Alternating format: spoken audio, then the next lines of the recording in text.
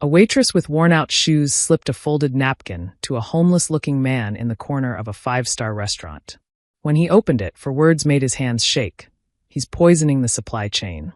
But here's what she didn't know. That homeless man was actually worth £8 billion. And he owned the very restaurant she was working in. What happened next would save her dying brother's life, expose a criminal conspiracy, and prove that one moment of courage can change absolutely everything. This is a true story about what happens when the richest man in the room pretends to be the poorest. And trust me, you won't believe how this ends. Welcome to Voice of Granny. While you are here, please hit the subscribe button and comment your view on the story and where you're watching from. You know, sometimes the richest people in the world feel the most alone. And that's exactly how Daniel Reed felt on that cold evening in London. Daniel was worth £8 billion. Yes, you heard that right. $8 billion. He owned Reed Pharmaceuticals, one of the biggest medicine companies in the world. From his glass office high above the city, he could see everything. But the one thing he couldn't see was the truth about the people around him. Every day, people smiled at him. They laughed at his jokes. They agreed with everything he said. But Daniel knew something was wrong. These weren't real smiles. They were fake. Plastic. People only saw his money, not him. And after years of this, Daniel felt like he was drowning in loneliness. So he came up with a plan. A test, really. Every few months, Daniel would do something that seemed crazy to most people. He would take off his expensive suits and designer watches. He would put on old, worn-out clothes from charity shops. Faded jackets with holes in them. Scuffed shoes that had seen better days. Jeans that were thin and tired. When he looked in the mirror, he didn't see a billionaire anymore. He saw someone ordinary. Someone struggling. Someone invisible. And that's exactly what he wanted. Tonight, Daniel was heading to the Royal Crown, the most expensive restaurant in his entire company. It was the jewel of his business empire.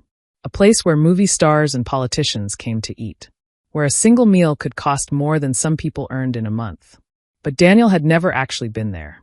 Not really. Oh, he'd seen the reports. Beautiful spreadsheets full of perfect numbers. His managers told him everything was wonderful. 5-star reviews. Record profits. Happy customers. But numbers on paper don't tell you everything, do they? They don't tell you about people's hearts. They don't tell you who's honest and who's pretending. So there he was, dressed like someone who could barely afford a bus ticket, pushing open the heavy golden doors of the Royal Crown. The warmth hit him first. Then the smells. Expensive wine.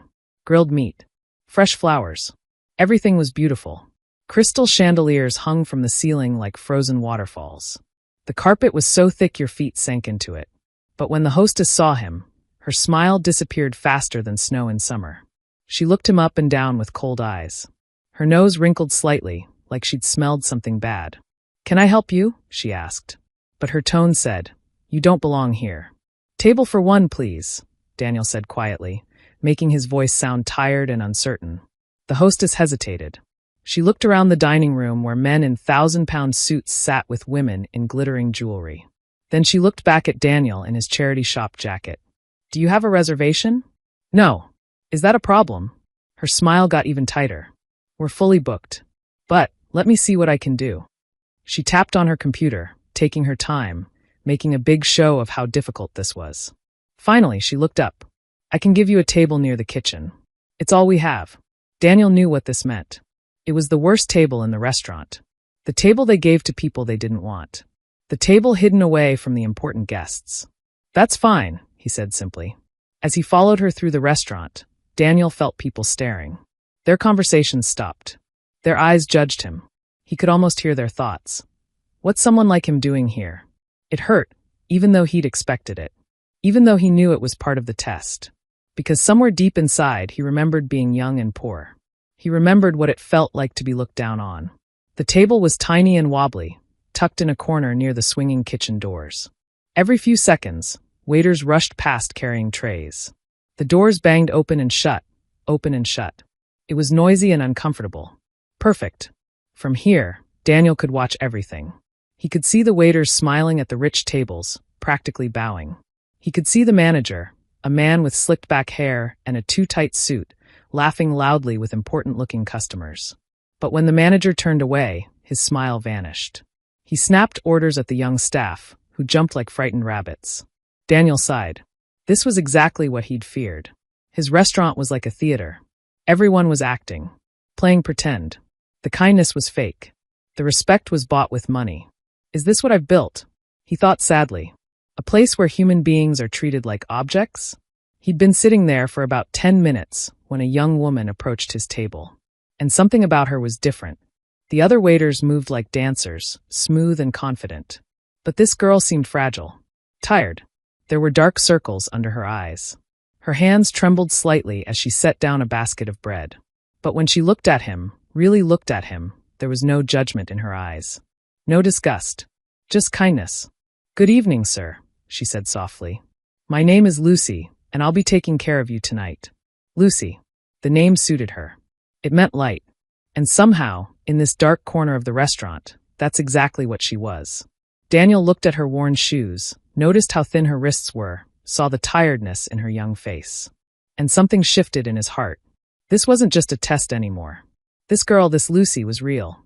And in a restaurant full of fake smiles and calculated kindness, that realness shone like a diamond.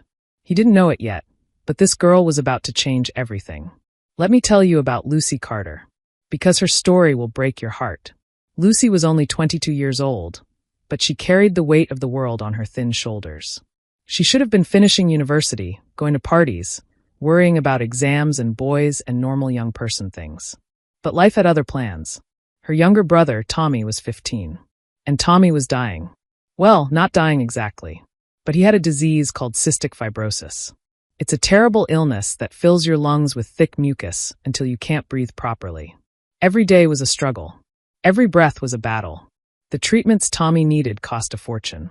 Thousands and thousands of pounds every single month. Their insurance had run out long ago. Their mother had passed away 3 years before, and their father? He'd disappeared when Tommy was born. It was just Lucy and Tommy against the world. Every penny Lucy earned went to keeping her brother alive. Every tip she got, every extra shift she worked, every meal she skipped so she could save money. It all went to Tommy's doctors, Tommy's medicines, Tommy's oxygen tanks. She was drowning in debt, drowning in fear, drowning in exhaustion. And then there was Mr. Harrison. Gerald Harrison was the restaurant manager. A cruel man with a fake smile and cold eyes. He'd discovered that Lucy had made a small mistake a few weeks ago. She'd written down the wrong number in an inventory form. A tiny error. Easy to fix. But Harrison had used it like a weapon. He'd called her into his office and accused her of stealing. He threatened to fire her, to make sure she never worked in any good restaurant again. He said he'd call the police. Lucy had begged him, pleaded with tears in her eyes. "Please, sir. I need this job. My brother, he's sick. If I lose this job, he'll die." Harrison had smiled then. A terrible smile. "Well," he'd said slowly, "maybe we can work something out." He told her she owed him £5,000 for the stolen inventory. He would take it from her paycheck, bit by bit. He would control her tips. She would be his prisoner. And there was more. Harrison had discovered that Lucy had studied accounting at university before she'd had to drop out. He made her stay late after her shifts, forced her to help him with secret bookkeeping. Numbers that didn't make sense. Invoices from companies that didn't exist. Money disappearing into hidden accounts. Lucy knew something was very wrong. She knew Harrison was stealing. But what could she do? If she spoke up, he'd fire her. And if he fired her, Tommy would die. So every night, she went home to their tiny apartment, climbed into bed fully dressed because they couldn't afford heating, and cried silently so Tommy wouldn't hear. She was trapped. Hopeless. Alone. Until tonight. When Lucy first saw the man at table 32, her heart went out to him immediately. She recognized something in his eyes. That look of someone who'd been judged unfairly. Someone who'd been pushed aside. The hostess had treated him like garbage. The other waiters were ignoring him, focusing on the tables with rich customers who'd leave big tips. But Lucy couldn't do that. Her mother had taught her something important. Every person deserves dignity. Rich or poor, it doesn't matter. We're all human beings. So when the man ordered the cheapest beer on the menu, Lucy didn't judge him. She just smiled and said, "Of course, sir. I'll get that right away." But then something strange happened. When she came back to take his food order, the man looked up at her and said calmly, "I'll have the Emperor's ribeye, please." Lucy's heart stopped. The Emperor's ribeye was the most expensive thing on the menu. A massive steak aged for 90 days, served with truffle sauce and fancy potatoes. It cost £450, almost as much as her monthly rent. She looked at his worn jacket, his scuffed shoes. This didn't make sense. Was he joking? Was this some kind of trick? And, the man continued, watching her carefully, I'll have a glass of the 1995 Bordeaux to go with it. Lucy felt dizzy. That wine cost £250 per glass. Together, this meal would cost £700. She should have called Mr. Harrison. That's what the rules said. For any order over £200 from a walk-in customer, get the manager's approval first. Get their credit card before serving them. But when Lucy looked into this man's eyes, she saw something there. Calmness. Intelligence. And maybe a test? She made a decision. A decision that could cost her everything. Excellent choice, sir, she said quietly. I'll put that in right away. As she walked to the computer to enter the order, her hands were shaking so badly she could barely type. She knew what would happen next. The system would flag the high-value order. Mr. Harrison would get an alert on his tablet. Sure enough, within seconds, Harrison was storming toward her. His face was red with anger. Carter, he hissed, grabbing her arm. What the hell do you think you're doing? That homeless-looking guy just ordered 700 quid worth of food, and you didn't get a card first. He didn't seem like he was joking, sir, Lucy said, trying to keep her voice steady. Are you stupid? Harrison's grip tightened. When he runs off without paying, that's coming out of your wages. All of it. And with what you already owe me, you'll be working here for free for the next 6 months. Lucy felt cold fear wash over her. 6 months of working for nothing. How would she pay for Tommy's medicines? But then she looked past Harrison's angry face toward table 32. The man was watching them. He couldn't hear what they were saying, but he could see Harrison gripping her arm. He could see her fear. And he gave her the smallest nod. Like he understood. Like he saw her. In that moment, something changed inside Lucy. She couldn't explain it. But suddenly, she knew what she had to do. She had to take the biggest risk of her life. Have you ever been so desperate that you'd risk everything on a crazy hope? That's where Lucy found herself that night. As she served the mysterious man his incredibly expensive meal, an idea began forming in her mind. A wild, dangerous, possibly insane idea. This man was different. She could feel it. The way he watched everything with those quiet, intelligent eyes. The way he'd ordered that expensive meal without any show-off attitude. The way he'd looked at her, really looked at her, like she was a person, not just a servant. Maybe, just maybe, he could help. Throughout the evening, Lucy kept glancing at him. He ate slowly, thoughtfully.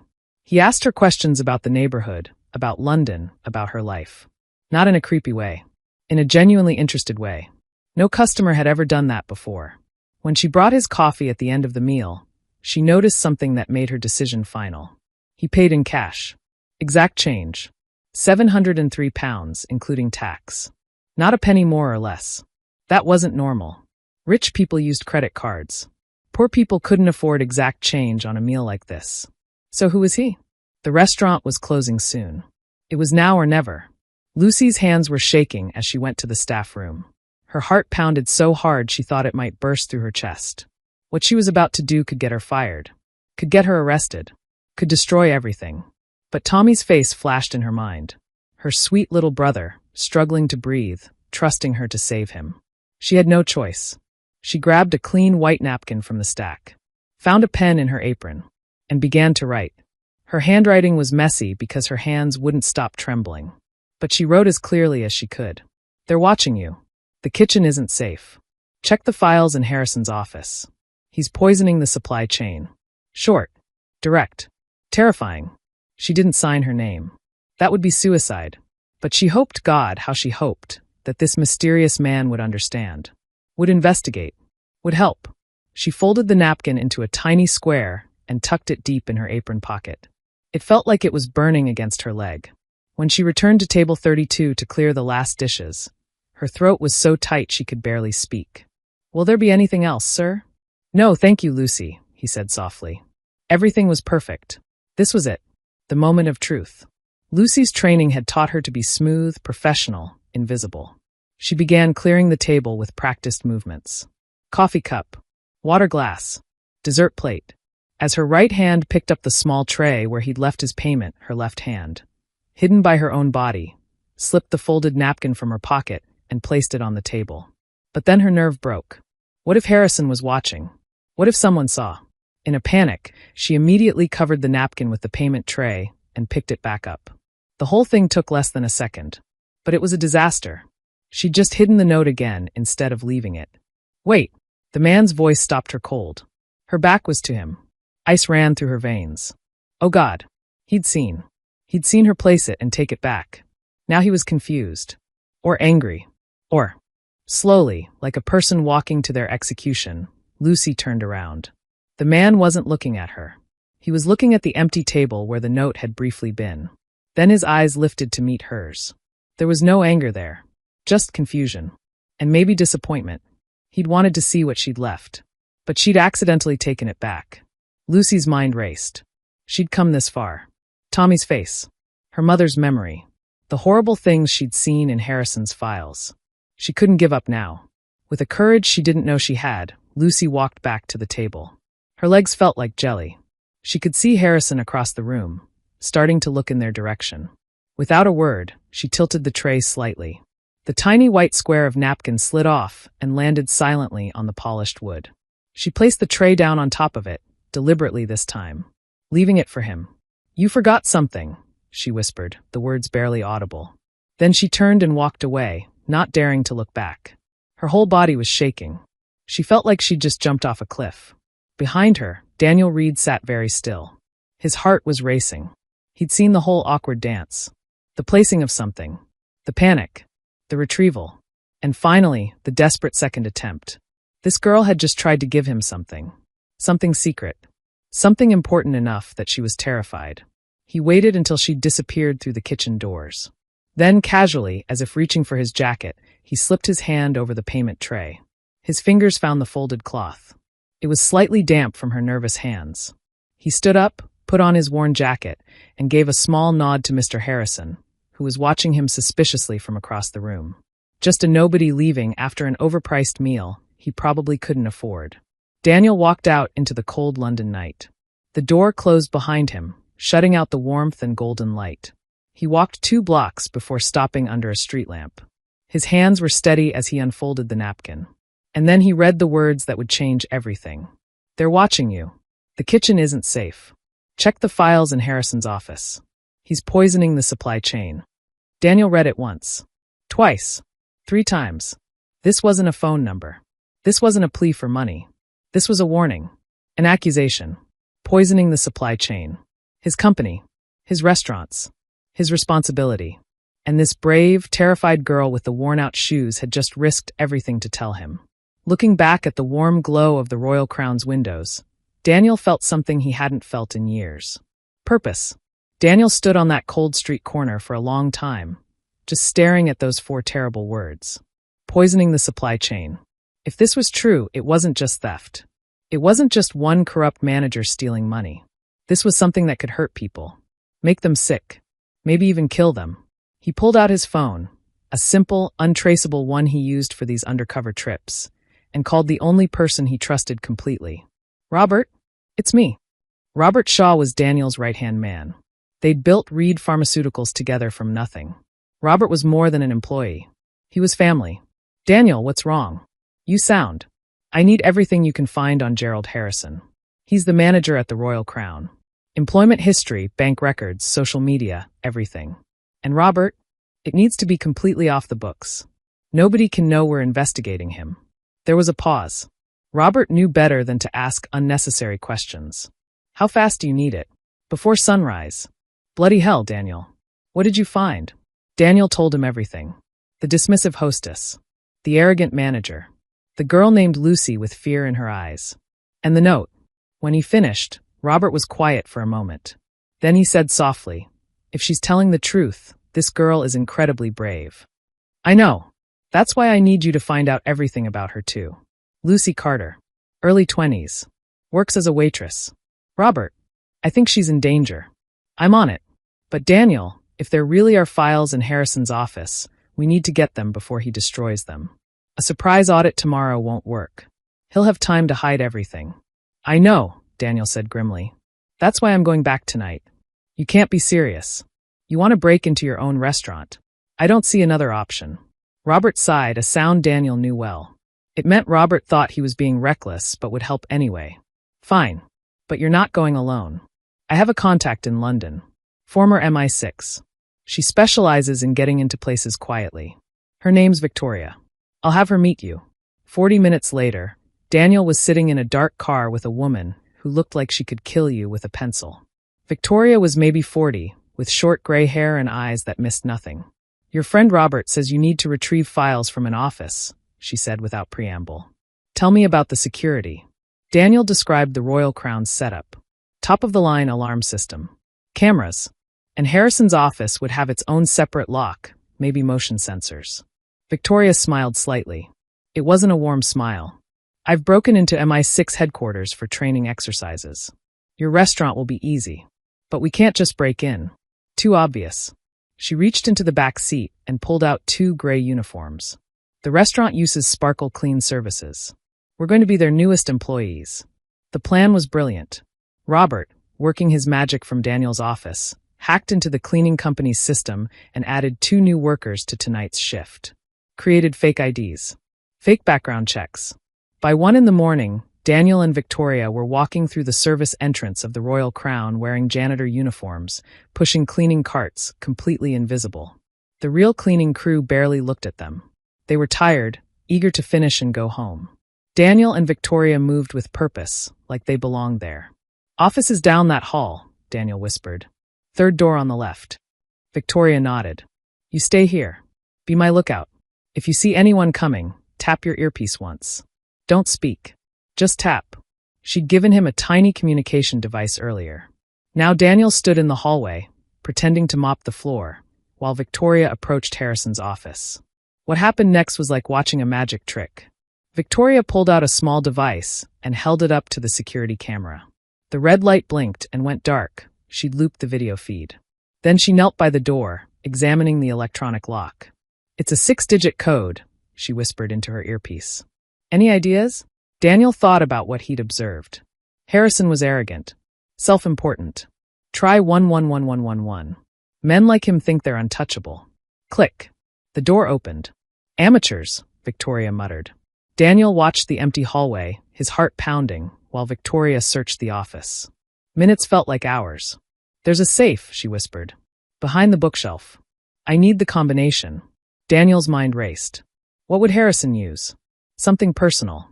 Something he'd remember easily, but others wouldn't guess. Look around the room, Daniel said. Photos. Trophies. Anything with dates or numbers. There's a football trophy. Says 2019. And a photo of him wearing jersey number 9. Try 092019. A pause. Then, I'm in. Inside the safe was cash, a passport, and a black leather notebook. Victoria photographed every page with a specialized camera. She also found Harrison's computer was password protected, but Victoria plugged in a small device that began copying the entire hard drive. Got it, she finally whispered. Coming out. She emerged from the office, carefully closing the door behind her, resetting the camera. To anyone watching, nothing had happened. Just 2 cleaners doing their job. They left the restaurant the same way they'd entered. Invisible. Back in Victoria's car, Daniel's phone buzzed. A message from Robert. Files received. Oh God, Daniel. This is worse than we thought. While Daniel and Victoria had been inside, Robert's team had been analyzing the data. And what they'd found was horrifying. Harrison had been buying meat from a supplier called Westland Processing. It sounded legitimate. But Westland had been shut down 6 months ago by the health department. Condemned for bacterial contamination. Rats. Mold. Salmonella. Harrison was buying this toxic, contaminated meat for almost nothing. Then serving it to customers at premium prices. The difference in cost, hundreds of thousands of pounds, was being funneled to an organized crime syndicate. The note hadn't been a metaphor. Harrison was literally poisoning people. And there was more. Robert had found video files on Harrison's computer. Security footage from his office. The videos showed Lucy, her face pale and terrified, being threatened.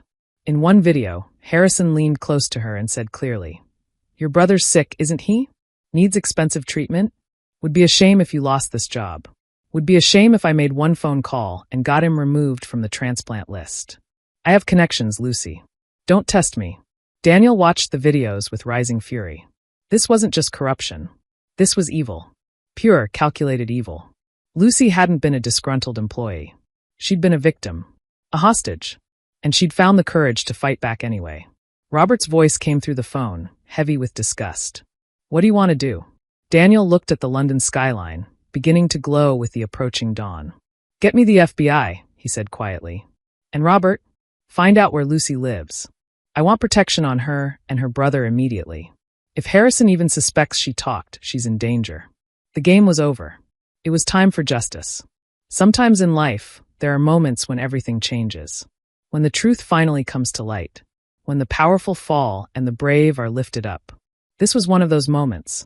At 11 o'clock the next morning, Lucy Carter walked into the Royal Crown for her shift. She hadn't slept. Every sound in the night had made her jump, terrified that Harrison had somehow discovered what she'd done. Tommy had asked her why she looked so scared. She'd lied and said she was just tired. Now, walking through those golden doors, Lucy felt like she was walking to her execution. Maybe Harrison already knew. Maybe the mysterious man had shown him the note. Maybe in a few minutes, she'd be fired. Arrested. Destroyed. The restaurant was in its usual pre-lunch chaos. Waiters setting tables. Chefs prepping food. Everyone busy. But then Lucy heard something that made her blood freeze. Everyone, stop what you're doing. It was Harrison's voice, but different. Higher. Panicked. Lucy looked up and her heart nearly stopped. 3 black cars were parked outside. And walking through the front doors, flanked by men in dark suits, was someone who made Harrison's face go white with terror. Lucy didn't recognize the man at first. He was wearing an expensive charcoal suit that probably cost more than her car. His hair was perfectly styled. He moved with absolute confidence and authority. But then she looked at his face. Really looked. And her breath caught in her throat. It was him. The man from table 32. The man in the worn jacket. The man she'd given the note to. But he didn't look poor now. He looked like a king. Mr. Harrison, the man said, his voice calm but carrying through the entire restaurant. My name is Daniel Reed. I own Reed Pharmaceuticals. I also own this restaurant. We need to have a conversation. Harrison's face had gone from white to gray. Mr. Reed, this is unexpected. If you'd called ahead, I would have. I was here last night, Daniel continued, walking slowly toward Harrison. I sat at table 32. Right over there, by the kitchen. You remember? The worst table in the restaurant? The one you give to people you think don't matter. Harrison's mouth opened and closed like a fish. No sound came out. I had a very interesting meal, Daniel said. The steak was excellent.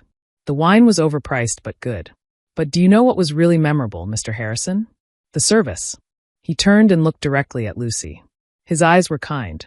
Lucy felt tears starting to form. One person in this restaurant treated me with dignity, Daniel said. One person looked at a man in cheap clothes and saw a human being deserving of respect. One person had the courage to do what was right, even when it was dangerous. Harrison followed Daniel's gaze to Lucy. His face twisted with understanding and rage. Harrison started to say, but Daniel held up his hand. Mr. Harrison, I'd like you to come to your office, please. There are some people who'd like to talk to you. The men in dark suits were FBI agents. They followed Harrison down the hallway, with Daniel and Lucy behind them. Lucy felt like she was floating. This couldn't be real. The shabby man from yesterday was a billionaire? He believed her? He'd actually investigated? In Harrison's office, Daniel walked straight to the bookshelf and pushed it aside, revealing the safe. 092019, he said calmly. The safe opened. Harrison collapsed into his chair, all his arrogance gone. I don't know what you think you found, but... One of the FBI agents opened a tablet and turned it toward Harrison. On the screen were photos.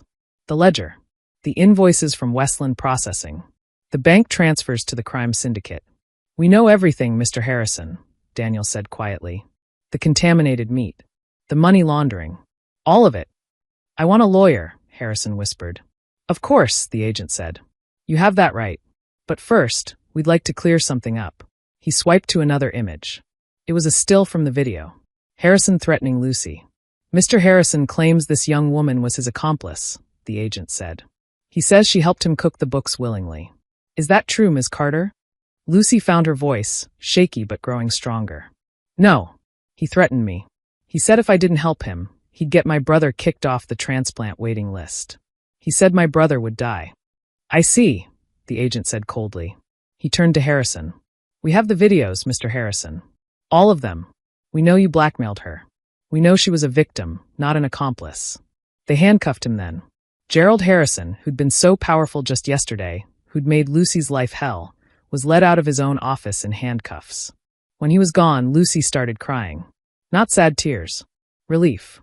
Pure, overwhelming relief. Daniel waited until she'd composed herself. Then he spoke gently. Lucy, I need to tell you some things. First, the debt Harrison claimed you owed? It never existed. It's erased. Gone. You owe nothing. Lucy's legs nearly gave out. I thank you, Second, Daniel continued, I've established a medical trust fund. It will pay for all of your brother Tommy's treatments. For the rest of his life. The best doctors. The best care. Everything he needs. Now Lucy really did collapse. She sat down hard in Harrison's chair, sobbing openly. Years of fear and exhaustion and desperation pouring out of her. And third, Daniel said, his voice warm, I'd like to offer you a job. Not as a waitress. As the Director of Employee Welfare for Reed Pharmaceuticals. You'll oversee a new program to protect workers from exploitation. You'll have the power to investigate complaints, to fire corrupt managers, to make real change. You'll report directly to me. Lucy looked up at him, tears streaming down her face. Why? She whispered. Why would you do all this for me? Daniel knelt down so he was at her eye level. Because last night, when everyone else in this restaurant saw a poor man unworthy of respect, you saw a human being. Because when you could have stayed silent to protect yourself, you risked everything to do what was right. Because courage like yours is rarer than any diamond. And because people like you shouldn't be serving people like me. People like you should be leading. He stood up and offered his hand. So, Lucy Carter, will you accept? Lucy took his hand, her grip firm despite her tears. Yes, she said.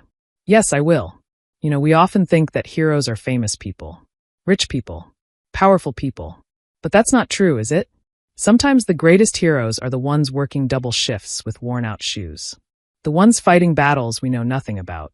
The ones who choose kindness when cruelty would be easier. Lucy's story reminds us that one act of courage can change everything. That speaking truth to power matters. That seeing the humanity in others is a radical act of love. Daniel went looking for honesty and found something far more valuable. He found a person who reminded him why his work mattered. Why building a business should never come at the cost of human dignity. And Lucy, she discovered that sometimes when you're brave enough to ask for help, the universe sends exactly the right person at exactly the right time. Today, Lucy runs one of the most respected employee advocacy programs in the world. Tommy received his lung transplant and is thriving. And Daniel, he still takes those undercover trips sometimes. But now he brings Lucy with him. Two people from two different worlds working together to make sure everyone, rich or poor, is treated with the dignity they deserve. Because that's what really matters in the end. Not money, not power, but how we treat each other when nobody's watching. And that's a lesson worth remembering. The end.